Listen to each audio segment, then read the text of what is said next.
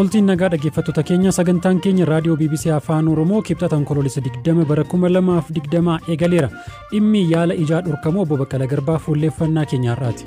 Baay'ee dhukkubeenyaan mana yaalaa deemee marfee fudhate. Marfeen kun ija isaa keessa kan inni waraanamu. Hagamammoo dhukkubni sun ulfaataa akka inni ta'eyyuu inni kun namatti himuu danda'a. Haadha warraa obbo Baqqalaa Garbaati booddee bal'inaan itti deebina. Magaalaa Adaamaatti keenyan jigee lubbuu namoota 4 galaafate. Isaan booda Oromootti gad deebi'ee iyyuma dhageenya nu torbaffaa buunee dhumnee gaafa ilaallu irratti gad jigee jira. Ajaja mana murtii raawwachuu irratti rincichi poolisiin agarsiisu balaa akkamii qaba? Manni murtii hoo maal gochuu danda'a? Yaada ogeessa seeraa qabna. Ani Baqqalaa Toomaati haga xumuraatti nu waliin tura.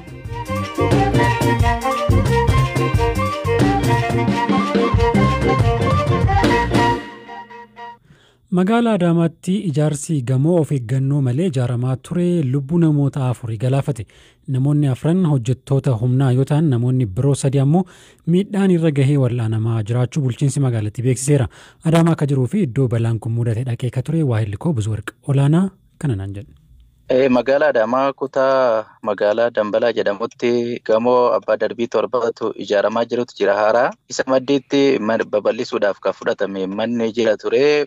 Mana sana girgiddaa yookaan keenyaa isaa gara kaanii irraa diiganii kan gara ollaa isaaniitiin jiru akka dallaatitti hambisanii ture. Keenya santu jigee namooti achi jalatti dallaa biraa ijaaruudhaaf hojjechaa turanii. Keenyaan sun dheerinni isaa haga meetirii 8 akkana hin ta'a kan iddoo sanarratti dhaabbadhee argetti.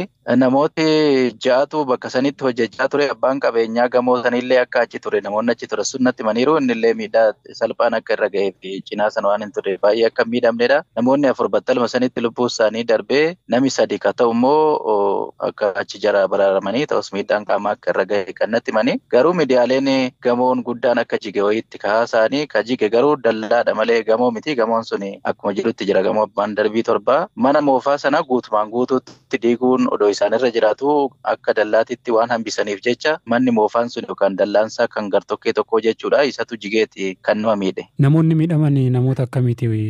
Namoonni suni hojjettoota humnaati. Namoonni du'an 4 isaaniitu dhiirota. Namoonni achi jiran hojii humnaa sanirra kan turan dhiirota kan miidhamanis namootuma hojii humnaa hojjetanidha. Iddoon naqesanitti kan of eeggannoodhaaf godhatanii kan mataa irratti godhatan fa'aa wanni tokko kan isaan achitti kokkufee jira innaananii tureetiin naqee balaan sun naannoo isaa 4tti ga'een waaree booda iddoo sana kan ilaale. Iddoo sanatti namni hojii humnaarra ture gamoorra hojjechaa ture mucaan ani dubbise kun inni waan achitti ta'e hundumaa ilaalaa ture eegasiis waan ture natti himeera. Maqaan koo Ibsaa Ayyaanaan jedhama. Yeroo balaan kun ga'een torbaffaarran hojjetaa ture gubbaarra. Kazaa lafaanuu seeraamikii furannee ol ba'aa jirra. Ajjalaa immoo ganabba'uudhaaf natti fakkaateeti girgiddaa kana ganabba'uudhaaf qorqoraniiru jalasa. Isaan booda Oromootti gad deebi'ee iyyuma dhageenya nu torbaffaarraa buunee dhumnee gaafa ilaallu irratti gad jigee jira. Irraa kaasuudhaaf yeroo isinitti fudhate moo namoonni kun lubbuu kam ta'e? Irraa kaasuudhaafis yeroo nutti fudhateera. Eega nu irraa kaafne jedhee ijoolleen gurguddaamaniiru. Mana moofaadha durumaan kan ijaaramee turedhan. Gara biraan ganabbaanii achi ol baasuudhaaf isatu irratti gad deebi'ee irratti jigeen. Hiriyoota keetii warri kun hin beektaa? Isaan hin beeka wajjinumaan hojjenna bara.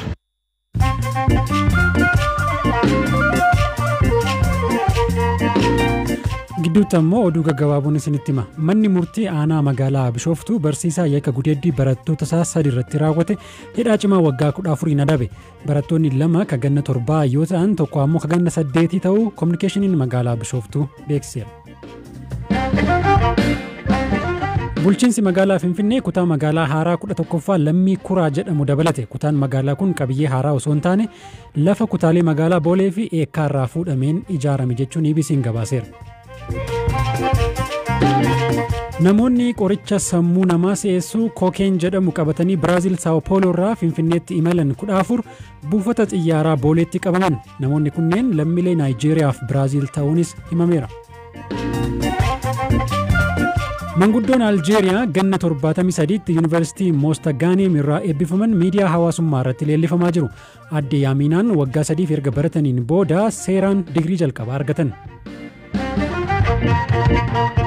Hidhamtoonni 900 mana hidhaa Baha Riippaabilika Dimokiraatawaa Koongoo irraa miliqan jedhan qondaaltonni biyyatti. Hidhamtoonni kunneen erga gareen fiinxaleeyyii amantaa Islaamaa mana hidhichaa haleelaniin booda kan miliqanii oduuleen gaggabaaboon isaan kanneen.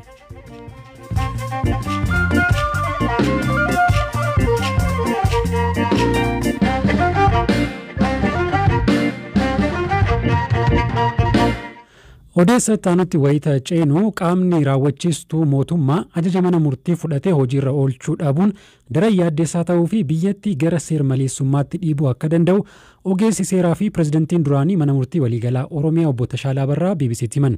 Guyyaa kaleessa manni murtii olaanaa godina Shawaa Bahaa nama siyaasaa obbo Lidatuu Ayyaaleew akka gadi dhiifaman irra deebiin ajajus poolisiin gadi hin dhiisne.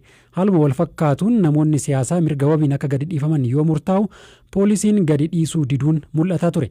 Kuni hagam yaaddeessaadha akka jedhu gaaffii koo jalqabaa obbo Tashaaleef dhiyeesse. Akka malee yaaddeessaadha. Akka ammaa ta'een beeku. Akka ammaa jabana dargii gara 1974 gaafa dargiin naci shibbir jedhee nama ajjeesaa tureyyuu akkas hin taane. Ajajni manni murtii gaafa sanallee kabajamaa ture. Mana murtiin duubattidha nama ajjeesu. Badii amma geessan sana namarraan ga'u malee ajaja mana murtiitiin hin turre. Manni murtii ajaji jennaan raawwatama ajajni mana murtii. Gaafa dargii hamaa sana jechuudha. Sirna Ihaadig keessattis darbee wanti akkanaa hin ture. Garuu akka ammaa ta'ee hin beeku. Isa faranjoonni unprecedented jedhan sanaan ammaa kun jechuudha. Ta'een beeku wanta akkasii. Mana murtii difaayii gochuun mana murtii waan ajaja harkatti diduun abbootii seeraa ajaja kennan waamanii qoratanii sodaachisanii kunoo namoota gabaasa adda addaa dhageenyu qabatamaadhaanis abbootii seerarraa kan dhageenyu ogeessa seerarraas kan qulqulleeffannee harkaa qabu namnis kan beeku bal'inaan kan gaggeeffamaa jiru akkasii hamaadhaan miidhana akkas ta'ee hin beeku. Maalidha balaansaa akkana ta'uunsaa biyya irratti balaan qabu maayini?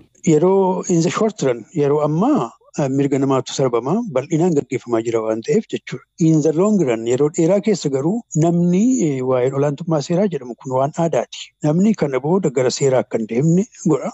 Seerarra akka abdii kutatu godha. Seerarra abdii kutatte jennaan sirna seeraa deemsa seerarra namni abdii kutatte jennaan gara mana murtii dhaquun gatii hin qabu jedhee amane jennaan biyyattii sana keessatti anarkizim siivil woor ni jedhamu amala akkasiirraa madda jechuudha. Mootummaan akka mootummaatti wanti inni provide godhu wanti inni uummataaf kennu komodiitiin isaa inni guddaan sirna seera tiksuudha eegsisuudha nageenya eegsisuudha. Kana hin jiru jedhee uummanni amane jennaan balaadha jechuudha. Olaantummaan seeraatti hin jiraatin biyyi jiraachuu hin danda'u. Biyyi kan hundooftu biyyi kan hirkattee dhaabbattu olaantummaa seeraatti seera mootummaan seera baasaa namuu seera sana jala deema. Kana dhabamsiifte jennaan mootummaan akka mootummaatti of dhabamsiisee jechuudha. Suusaayidal jedhan sana jechuudha. Mootummaa uummata isaa fiigu biyyi akka biyyaatti hin jirtu jechuudha. Manni murtii maal godhuu qaba? Akkamittiin murteessaa raawwachiisa yookiin immoo akka hojiitti hiikamu maal godhuu qaba manni murtii? Manni murtii tarkaanfii barbaachisaa hunda fudhachuu qaba. Seerri kanarra kan jedhu tarkaanfii barbaachisaa jechuun namicha isa gadhiisuu dide mootummaa keessa mootummaan caasaadha qaba. Poolisii yoo ta'e kan gadhiisuu dide poolisii sana waamee akka inni gadhiisu ajajuun irra jiraata. Abbaa alangaa yoo ta'e abbaa alangaa waamee akka inni dhiyeessu gochuun irra jiraata. Abbaan alangaa inni aanaa irra jiru yoo dide isa sadarkaa zooniitti jiru waamee ajajee akka inni ajaja mana murtii raawwachiisu ajajuun irra jiraata. Yoo inni dide isa sadarkaa koomishinaraatti sadarkaa biirootti jiru ajajuun irra jiraata. Yoo inni dide darbee ministeericha waamee gaafachuun irra jiraata. Ministeera haqaa ta'uu danda'a. Muummicha ministeeraa ta'uu danda'a. Yoo dubbiin isaa hammaate. Hammasitti deemuun irra jiraata manni murtii. Namichi sun haa hidhamu jechuu. Mindaa isaanii qabu. Mindaa poolisii akka jirutti fiiz gochuu danda'a. Amma kanatti ajajaa ture manni murtii. Gaafa kana jennu manni murtii aanaa abbaan seeraa aanaa tokko humna akkasii hin qabu taanaan ajaji kenne sana raawwachiisuuf humna akkasii hin qabu taanaan olaantummaa seeraa miti manni murtii jira jedhanii haasa'uun hin danda'amu jechuudha.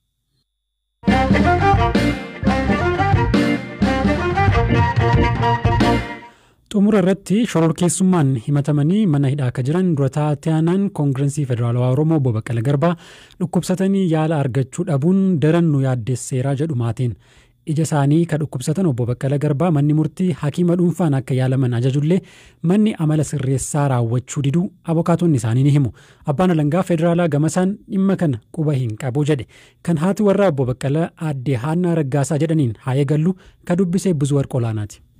Iji kun akka hakiimiin yookiin doktoriin isaa nutti himetti humna arguusaa persentii 50 hir'isee jiraanii jedhe. Kanaaf immoo kana addaan kutuu hin qabdu ji'atti fudhachuu qabdaa ittiin jedhamee gaafa ji'asaa gaafa dursee ittimee gaafa inni yaalamuudhaaf qophaa'ee ka'u galmee keerra hin jiru mana dhuunfaatti yaalamuu kan jedhu hin jiru. Barreeffamee hin jiru wanti nu bira ga'e hin jiru ittiin jedhu manni sirreessaa inni qaallitti lafti inni jiru Naani ayani waan kana jalqabeera si'a lama deemeera amma kun sadaffaadhaan deemuuf jedha. Kun koo jalqabumaa qabee wanta iyyamameedha mana murtiitti immoo dandeenyaan mana dhuunfaatti yaalamuu danda'u kan jedhu murteeffameera. Kanaan kan ka'een yaalamuu jalqabee maaliif na dhowwitu jedhee waraqaa kanaan dura ittiin yaalamee risiitii isaa hundumaa fuudhee agarsiise. Amma manni murtiidha nuuni hin geenyetti nuti kana hin beennu nuti ofiinis geessuu hin dandeenyu ni asitti si eeguudha jedheenaan bakka ishee warra hooggantoota keessan naaf waamaa isaanii wajjin naasa'aatti jedhe warra hoogganaa sana immoo hanga kaleessaatti meerre waan itti naasa'an miti. Amma dandeettiin arguu isaanii parsantii 50 hir'ateera kan jedhaniin ija isaanii lamaanudha moo ija isaanii tokko? Ija isaa tokko. Duumaanuu kan dhukkubu ishee tokko ija gara bitaati parsantii 50 hir'iseera ittiin jedhe doktoriin. Kanaafi dhimmoo kana yeroo isaa eeddee hin fudhattu taanaan ammas humni arguu dadhabuusaa kun parsantii isaa dabalaa adeemaa ittiin jedhe. Yaaddoo akkamii qabdu isin akka maatiitti? Nummaa yaaddoo guddaa qabna ilaalimee wanti kun jalqabas kan inni itti isa mudate manuma sanatti.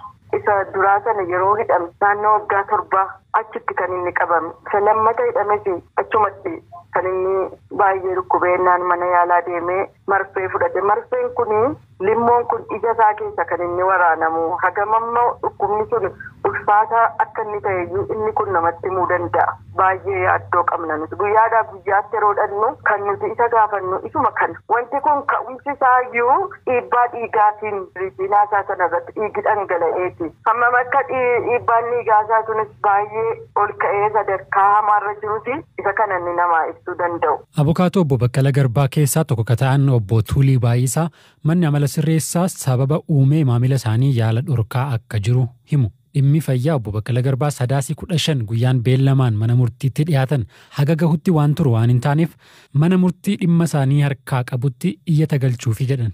Komishinii poolisii federaalaa gara mana bal'isuu yookaan darban kan dura waajjira poolisiitti argachaa turan mirgi isaanii akkuma jirutti tuuqaan madarbuu qabaa jedhee manni murtii ajaja kenne. Isaan garii sababa maalii dhiyeessu manni murtii olaanaa ajaja nuun kenne waan ta'eef kana isin raawwannudha. Kanumaan gaafa isaa mana murtii olaanaatti dhiyaatan manni murtii olaanaa fakkaatu waliin duraatiin mana yaalaa sadii isaaniitti akka yaalaman jedhee ajaja kennee jiru. Dura ajajni mana murtii nu qaqqabnee kan jedhudha. Oodammoo ajajni mana murtii qaqqabee jira hangammaatti sababa adda uumanii mana yaalaa isaan barbaadan. Kanaafuu kun nuuf raawwatan yaala gahaa argachaa hin jiranii jennee jechuu keenya otoo dubbannu dhalee raawwataanitti kan yaala dhabee jiru shantatiin sababa yeroo qabamu rukkutanii amma ammaa gurrisaa ta'eessina dhaga'an jiru. Haamjaanis yeroo daddana dhukkuba kan jedhu qaba. Dhiibbaan dhiigaa jiraa sukkaarri jiraa kan haamjaadha.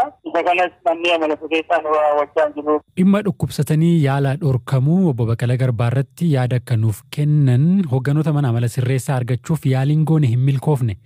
Haa ta'u malee abbaa alangaa itti aanaa mana hojii abbaa alangaa waliigalaa federaalaa akka ta'an obbo Fikaaduu Saggaa dhimmicha akka quba hin qabne himanii adda baafatanii tarkaanfii sirreeffamaa akka fudhatan BBC'tti himaniiru. Addachi ajaja kennee jiran fakkaata. Ajajni mana murtii kenname immoo kabajamuurra jira. Rakkoon akkasii yoo jiraate yaala waliin wal qabate ni ilaallaa gammaa sooshaal miidiyaa irratti wanta dubbate qofa malee gara biraatiin wanta bare tokko illee hin jiru. Mana yaalaa geessuun dirqama keenya nama qabamee nama shakkamee nama mootummaa harka jiru. Kana hoo godhuu baatan garuu yakka jechuudha nimtu namni kana godheen qoratamaa hin gaafatamas. Amma wanti kun dhugumaa lafarra hin jira akka jiru sanullee barreeyanii eegamma. Dhugaadhaa moo dhugaadhaa miti kan jedhu sanullee barree ilaallaa argatanii booddee deebii kennuu danda'a.